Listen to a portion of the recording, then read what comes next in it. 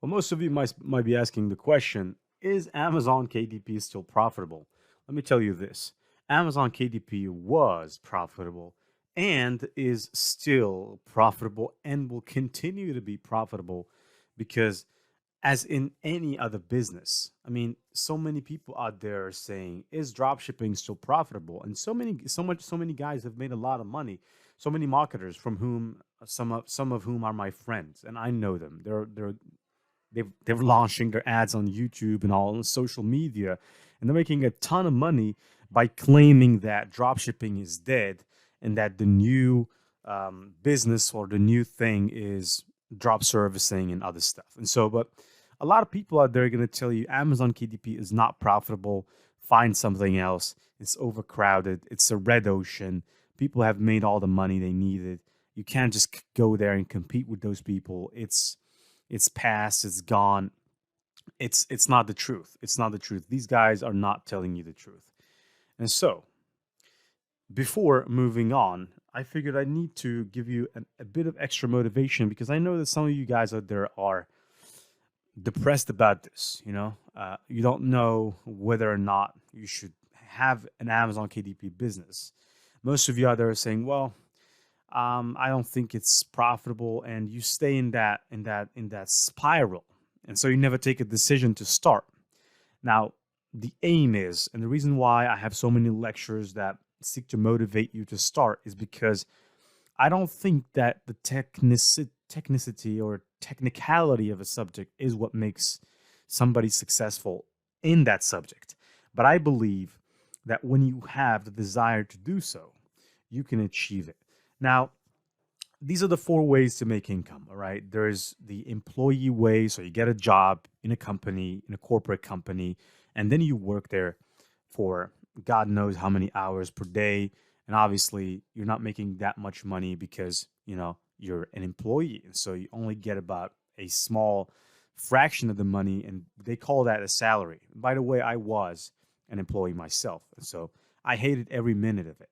All right. I'm not saying that employees should not be employees because, if you're an employee, having a job is better than not having a job. But still, having a job is not the most perfect thing in the world, right? Because it takes away your freedom.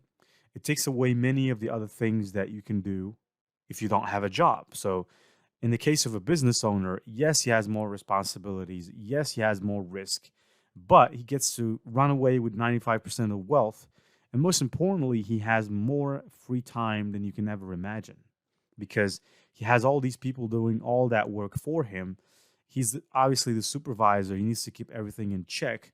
But basically, he's making a ton of money. All right. And that money buys happiness. If anybody tells you anything else, if somebody tells you, well, money doesn't buy happiness, you can't, be happy. If you have money, you're not going to be happy if you're not happy right now. Those people are just kidding you. All right. Do not listen to them. Money really does change a person's life for the better or worse. But I mean, if you need money to be free, it will definitely change your life for the better.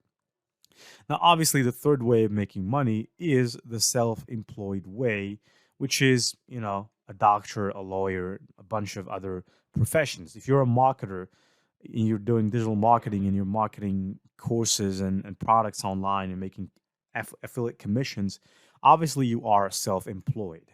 Now, the only bad thing about being a self employed is that you get to pay taxes, just same way as an employee, same way as an investor. You pay taxes, and you pay taxes probably the same taxes that an employee pays. But you get to have your freedom because obviously you're self employed, you are your own boss. If you are a freelancer, there's nobody telling you what to do. You take orders from people, and obviously you're making money, but you are your own boss. All right. And there's the investor. Now, the investor is obviously you invest in companies for equity.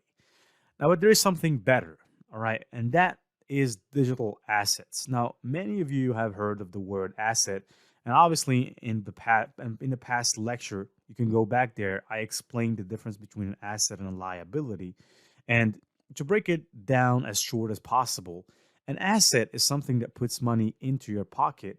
A liability is something that takes money away from your pocket. Now, an image can be an asset. And the reason why an image can be an asset is because if you go to websites like Shutterstock, like Pixabay, like FreePic, all of these websites, Adobe Images, Adobe Photos, stock photos, you'll find that there are free images, but at the same time, there are paid images. And so, if you are a good photographer, if you take really good images and your images really stick with people and they buy a lot of them, you're going to get to make a lot of money, because um, each time somebody buys that image, you make a commission. Right? And so that's a digital asset because what you do, you produce the image and you only produce it once.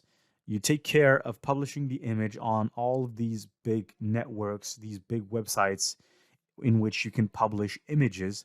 And obviously, every time somebody buys an image from those websites, you get to make money. You know, a video is an asset, and a video is probably the most valuable and the most profitable type of asset that you can produce. Now, imagine if you are an affiliate marketer for a hosting company, a website hosting company like I am, for example, and you promote a hosting provider like Bluehost or GoDaddy. Now, let's say you have about 30 videos on how to create all types of websites, how to create an e-commerce website, how to create a course website, how to create a blog, how to create an adventure website. Imagine that you have all of those videos, 30 videos, and let's imagine that you only have about, let's say, 10,000 views per video. That makes it 300,000 views. So first of all, you get paid from YouTube because obviously they're going to play ads every time somebody watches your video if you are subscribed for the ads plan.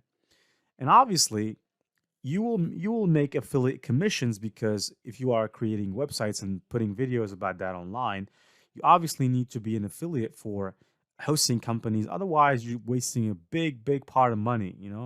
Uh, I've probably made a lot of money from that. I made a lot of money from promoting these hosting providers. The only thing I did is I create videos where I show people how to create websites, and I add the link to the hosting provider down at the bottom of the video. So every time somebody watches the video, there's a chance that that person might decide and go to that hosting provider and purchase a hosting plan. And I get to make an affiliate commission or a cut every time that person purchases something. Now, digital assets can also be design files. Now, design files, obviously, you can sell t-shirt designs, you can sell hoodie designs, you can sell book covers, you can sell everything. You can sell logos, everything that you can imagine you can really sell. Now, and so you guys, I mean, you might be wondering, well, can you sell a logo to the same person and to a lot of people at the same time? And the answer is yes. Yes, you can sell a logo to a lot of people at the same time.